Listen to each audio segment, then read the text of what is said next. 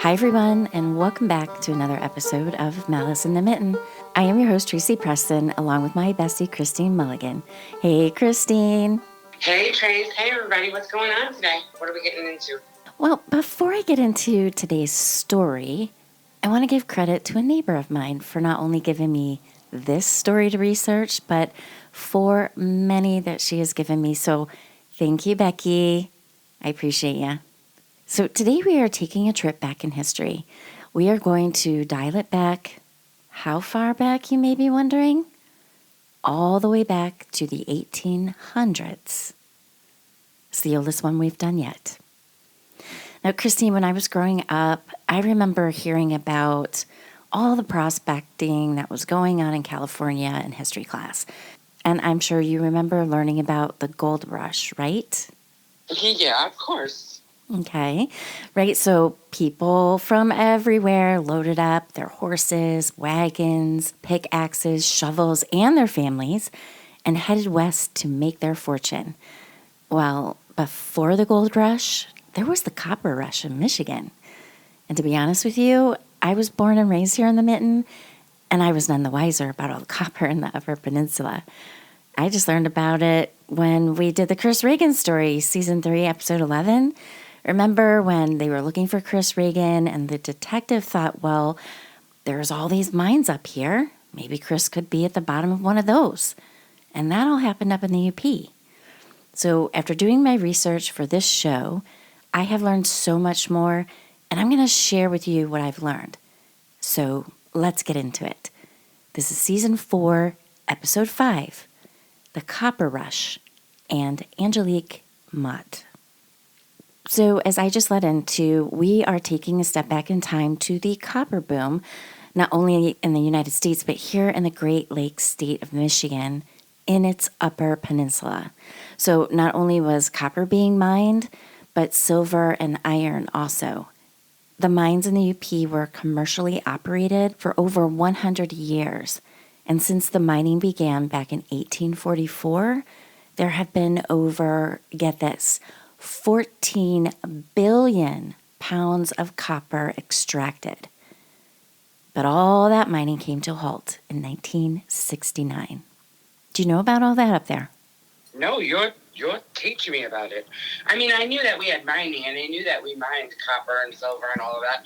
And I knew that some of it was mined up in Michigan. Anywhere there's multiple terrains is usually where we have rich resources like that, natural resources. But no, all about Michigan and all their mining stuff, no. I'm learning it from you. Yeah, it was an incredible journey. I'm so happy that I dug into this. So we're going to learn about all that, and then we're going to learn about the malice. So I'm going to prep everybody. I'm going to give everybody the education that I learned. All right, so it is said that the copper deposits in Michigan were incredible due to their quality and purity. You could find bands of native copper that were 2 to 8 miles wide and in varying depths. It was first found by the Native American Ojibwa, I think I said that right, Ojibwa tribes, as it was just scattered about.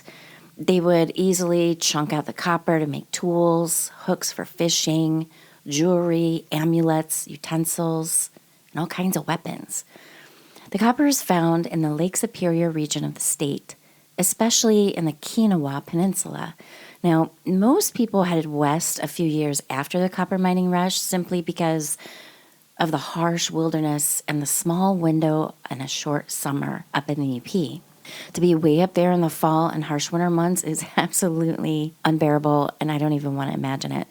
However, a lot of attention was drawn to the Lake Superior region because of one man, and his name was Douglas Houghton, and it was his 1841 geological report that laid out the abundance of copper in the Kinawa Peninsula. So who's this guy? Well, he was Michigan's first state geologist. Not only was he a geologist, but he was also a physician. He was a citizen of Detroit, and many called him, quote, the little doctor. He was kind of a short guy. He was appointed as Michigan's first state geologist. Houghton had chosen a man by the name of Henry Rowe Schoolcraft to accompany him on his expeditions through Lake Superior. Now, Schoolcraft was an American Indian and a geologist as well. The two men took many trips between 1831 and 1832, investigating the copper deposits of the UP, and while they were in the region, Houghton provided medical care to Chippewa tribes, along with inoculating them for smallpox.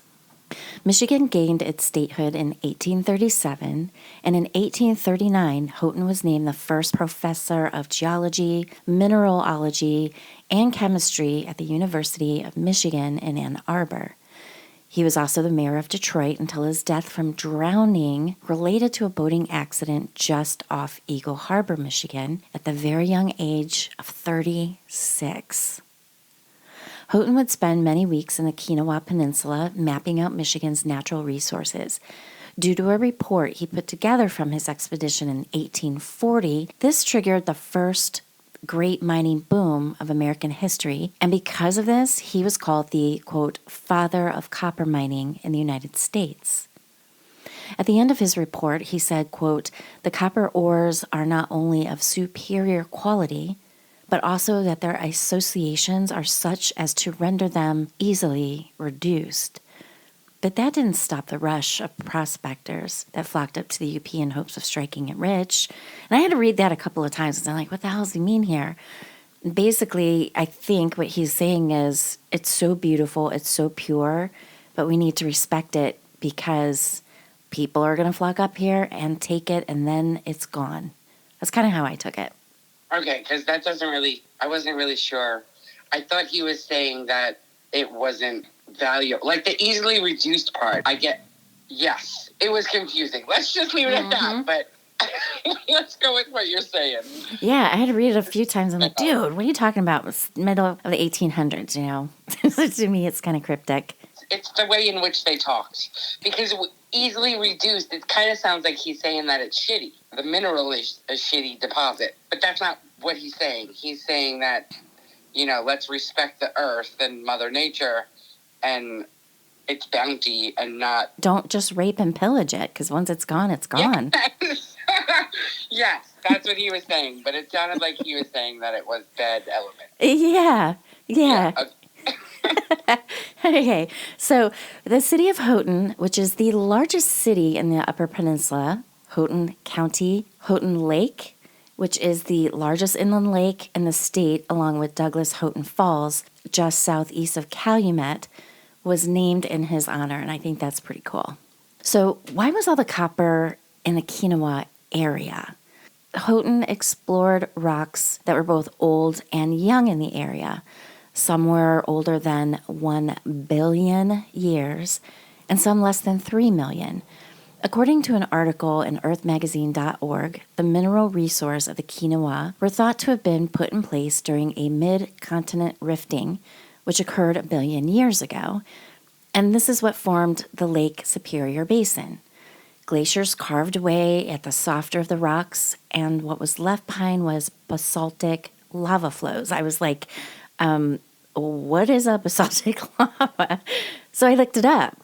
A basaltic lava flow is a stream of molten rock, primarily composed of basalt, that erupts from a volcano and flows across the landscape.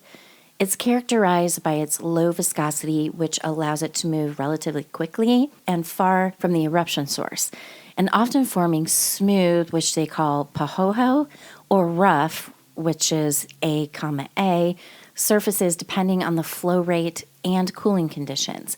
It is the most common type of lava flow on Earth, making up around 90% of all lava flows. It's made up of primarily basalt, a volcanic rock with low silica content, which contributes to its fluidity. The lava flows out smoothly from fissures versus explosively, like what we're used to, you know, from like the typical volcano. So, bet you didn't know we were taking our science course today here on Malice, did ya? Okay. So where did the murder and malice come in? What's happening? It's on its way, but I wanted to make... You're just geeking out on Michigan. I get it.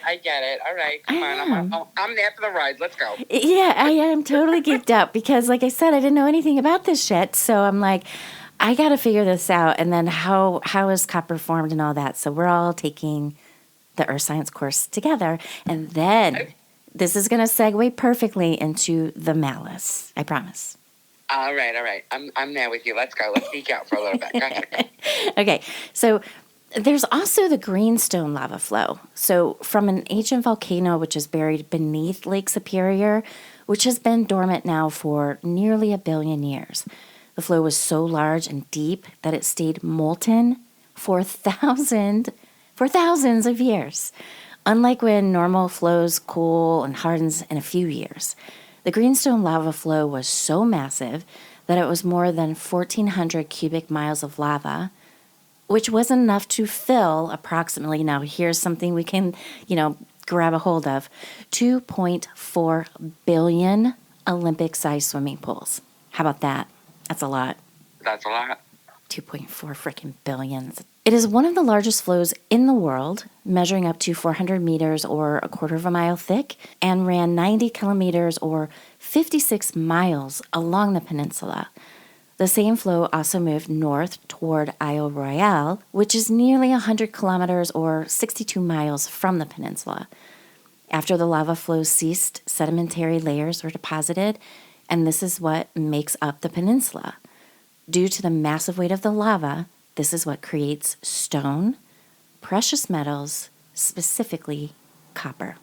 Within these sedimentary layers were fissures, gas pockets, and pores where copper precipitated from metal-rich hydrothermal fluids. As the copper filled in the gaps, intricate dendrites, which look like metal trees, were formed. Elsewhere, crystalline copper filled in cavities called copper skulls, or bowl-shaped basins of metal removed from around large cobbles, are the hallmark of the local conglomerates. Some of the world's best specimens of native copper, which is pure copper metal, have been pulled from here.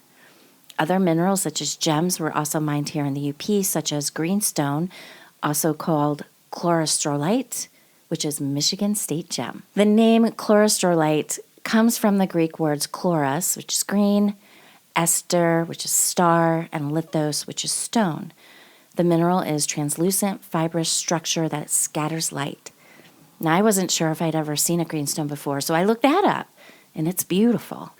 And I might add, very expensive.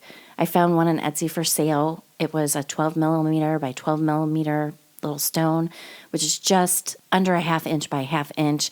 And that baby was $165. That's nuts. Yeah, well, it would turn your skin green, though. I don't know. You wouldn't be able to wear it for long term. It's not like it's gold, is what I'm trying to say.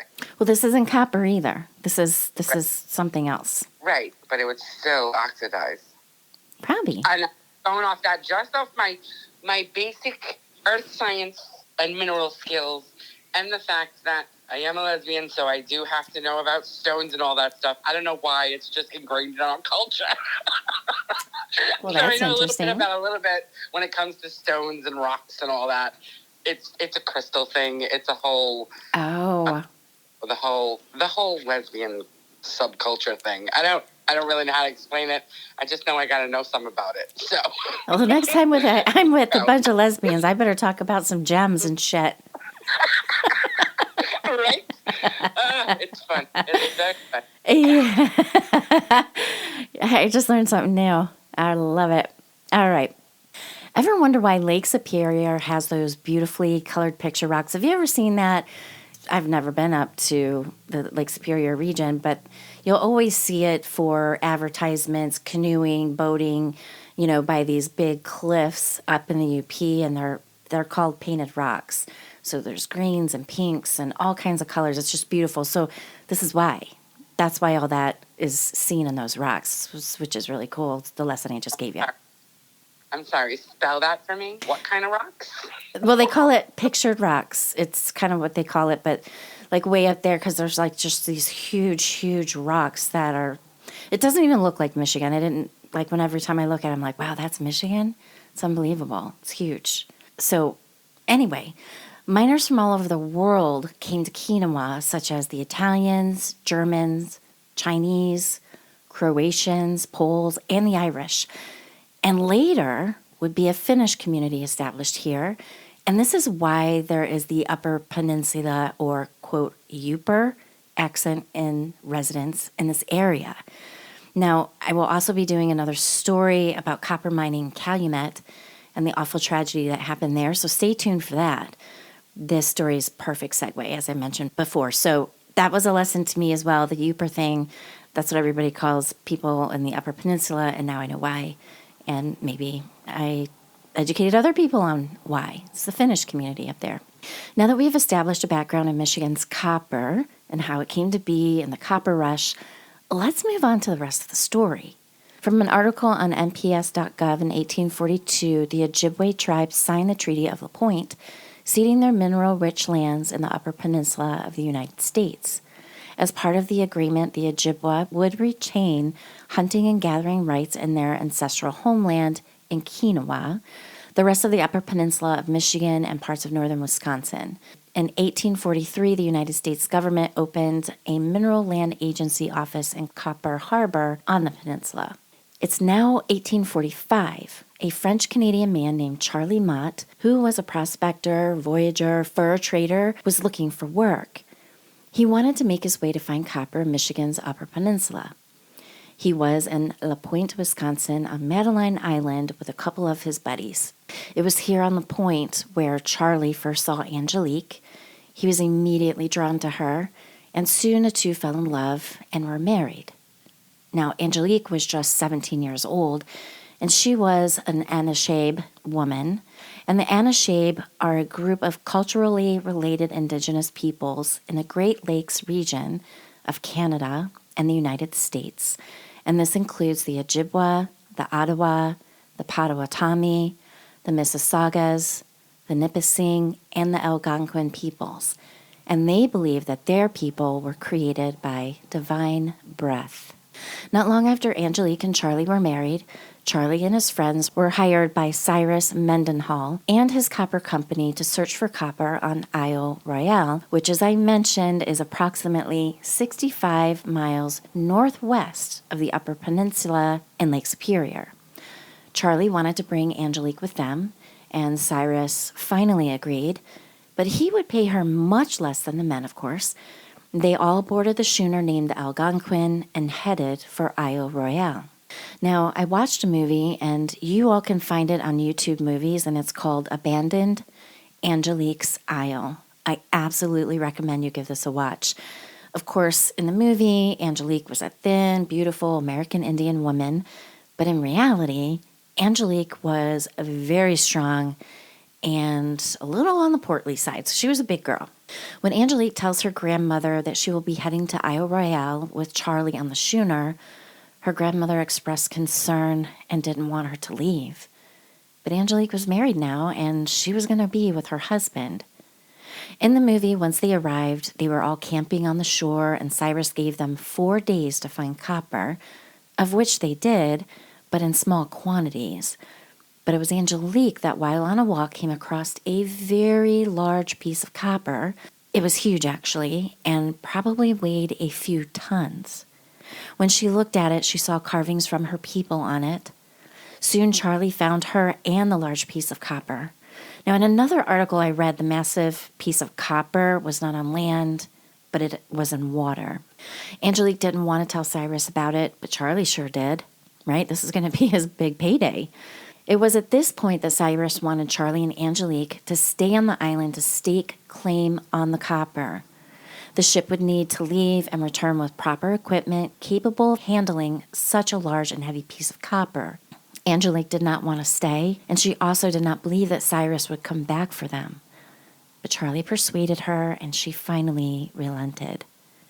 This was the summer of July 1845. They were promised the schooner would return in 2 weeks with more supplies, but the Algonquin didn't return in 2 weeks. The provisions they were left with were a half barrel of flour, 6 pounds of butter, and some beans. At first, what a paradise to be with your newlywed husband. It's summer on an island all by yourselves, sitting by the fire at night, eating fresh fish caught in Lake Superior, making love with no one around. But soon, their supplies would grow thin, the weather was turning cold as fall was approaching, and they needed shelter and needed it quickly, as the brutal cold of winter would soon be upon them. Now, I'm going to do something a little different here.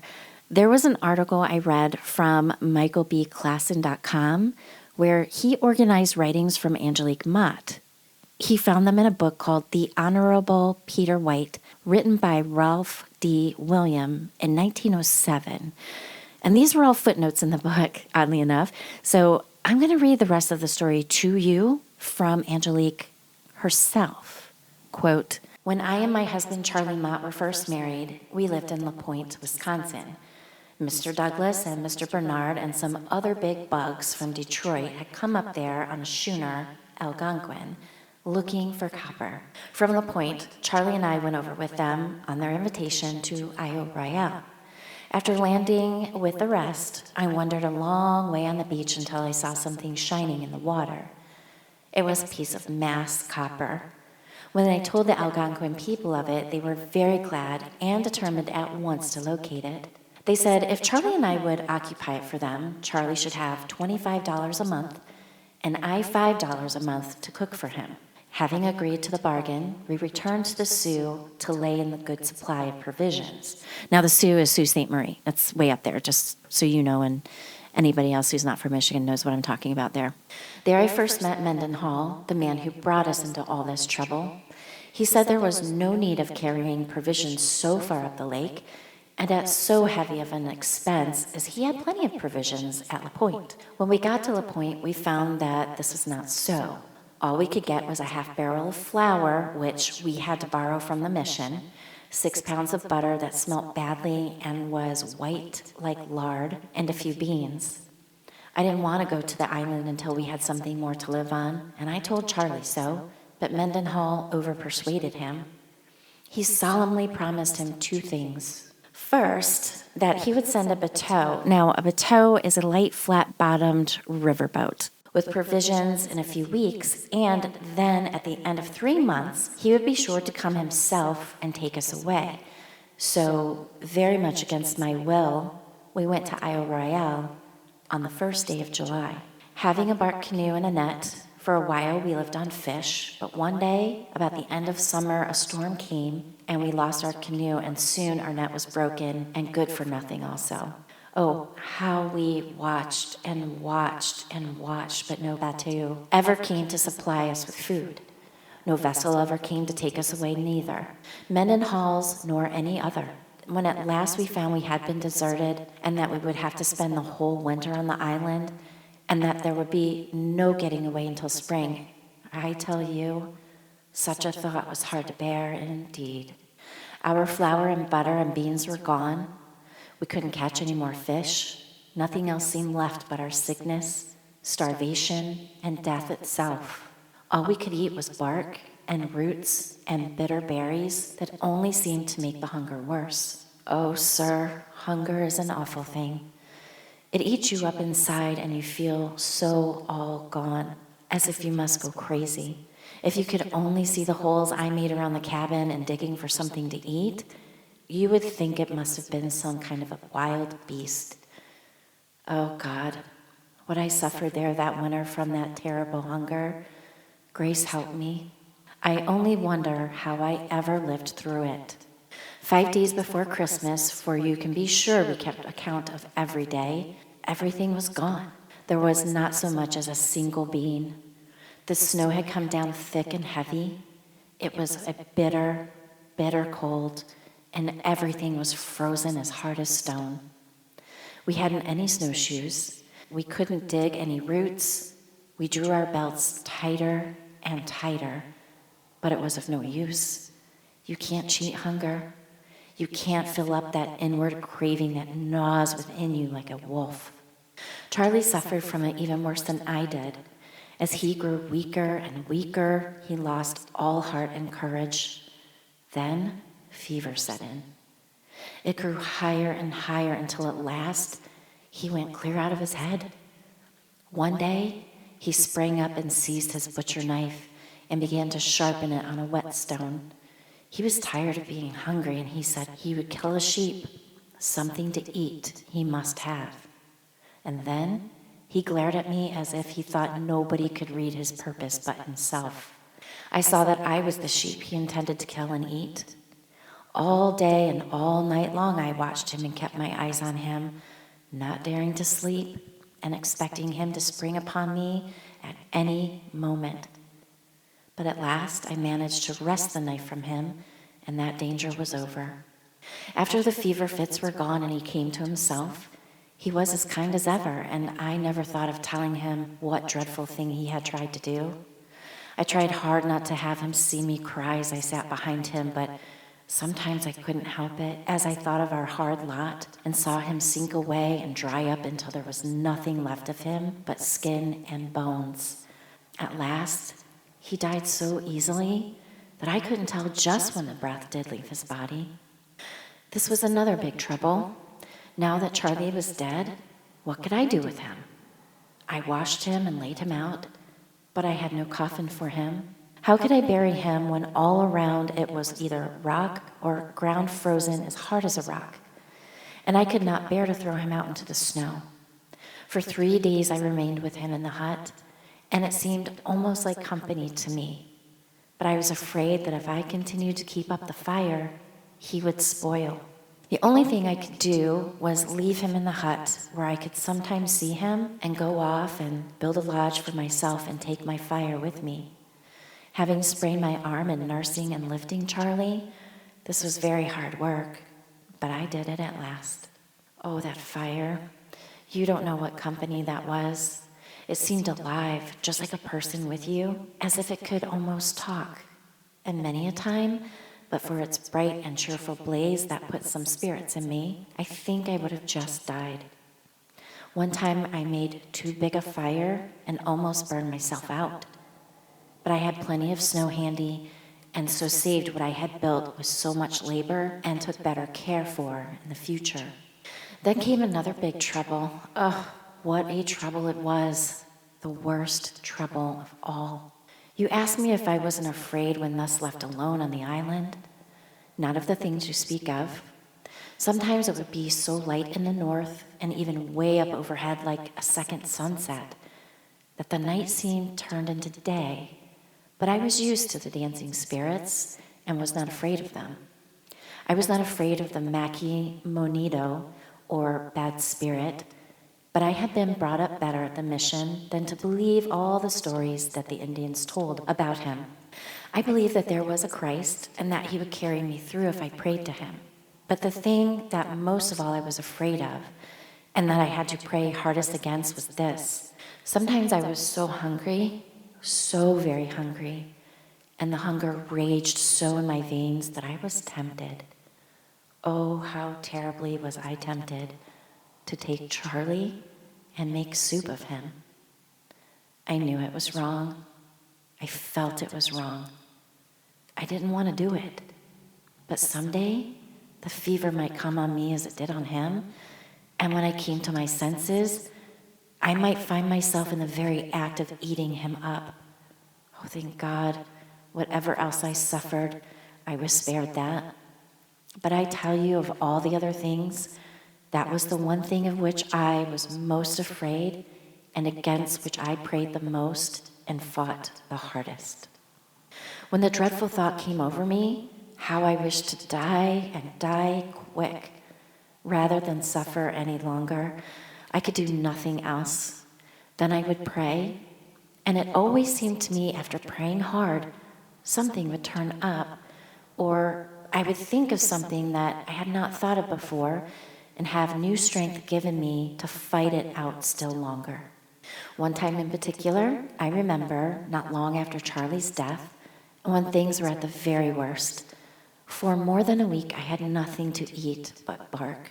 And how I prayed that night that the good God would give me something to eat, lest the ever-increasing temptation would come over me at last.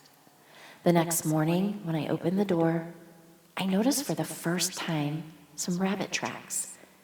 It almost took away my breath and made my blood run through my veins like fire. In a moment, I had torn a lock of hair out of my head and was plaiting strands to make a snare for them. As I said it, I prayed that I might catch a fat one and catch him quick. That very day I caught one, and so raging hungry was I that I tore his skin off and ate him up raw. It was nearly a week before I caught another, and so it was often for weeks together. The thing seemed so very strange to me that though I had torn half the hair out of my head to make snares, never once during the whole winter did I catch 2 rabbits at one time. Oh, how heavily did the time hang upon me. It seemed as if the old moon would never wear out and the new one never came. At first, I tried to sleep all that I could, but after a while, I got into such a state of mind and body that I could scarcely get any sleep, night or day. When I sat still for an hour or two, my limbs were so stiff and dried up that it was almost impossible for me to move them at all. So, at last, like a bear in a cage, I found myself walking all the time. It was easier to walk than to do anything else. When I could do nothing else to relieve my hunger, I would take a pinch of salt. Early in March, I found a canoe that had been cast ashore, which I mended and made fit for use. Part of the sail I cut up and made the strips into a net. Soon the little birds began to come, and I knew that spring was coming in good earnest. God indeed had heard my prayer, and I felt I was saved. Once more, I could see my mother. One morning in May, I had good luck fishing and caught no less than 4 mullets at one time. Just as I was cooking them for breakfast, I heard a gun, and I fell back almost fainting. Then I heard another gun, and I started to run down to the landing, but my knees gave way, and I sank to the ground. Another gun, and I was off to the boat in time to meet the crew when they came ashore. The very first man that landed was Mendenhall, and he put up his hand to shake hands with me, which I did. "Where is Charlie?" he said. I told him he was asleep. He might go up to the hut and see for himself. Then they all ran off together. When Mendenhall went into the hut, he saw that Charlie was dead. The men took off Charlie's clothes and shoes and saw plain enough that I had not killed him, but that he had died of starvation. When I came up to Mendenhall, he began to cry and tried to explain things. He said that he had sent off a battue with provisions and didn't see why they didn't get to us. But the boys told me it was all a lie. I was too glad to get back to my mother to do anything. I thought his own conscience ought to punish him more than I could do. Angelique was reunited with her mother and lived out the rest of her life in Sault Ste. Marie until her death in 1847. And to this day, there are places on the Isle Royale that still bear her name. Now, that is one hell of a survival story. Don't you think, Christine? There's your malice, baby. The survival story is the malice? Or the fact that he left them up there for dead is the malice? Yeah, that's the malice. He left them up there for dead. But he came back. What was the point of him coming back? He left them up there for dead to mine the copper, and then he just wanted to come and reap the harvest? Is that what happened? I'm thinking, I don't know. I never could find out. I didn't see anything as to why they never came there. Was it to keep the copper safe and then, we'll go back, they'll be dead, they don't get any bit of it? Right? Because they'd have to give them some money or give them a big chunk of copper. That was some horrible malice. If you look at a map, you'll see the typical mitten, the Great Lakes, then you see that big strip of land up there, that's the peninsula, the UP. And then 65 miles northeast of that is Isle Royale.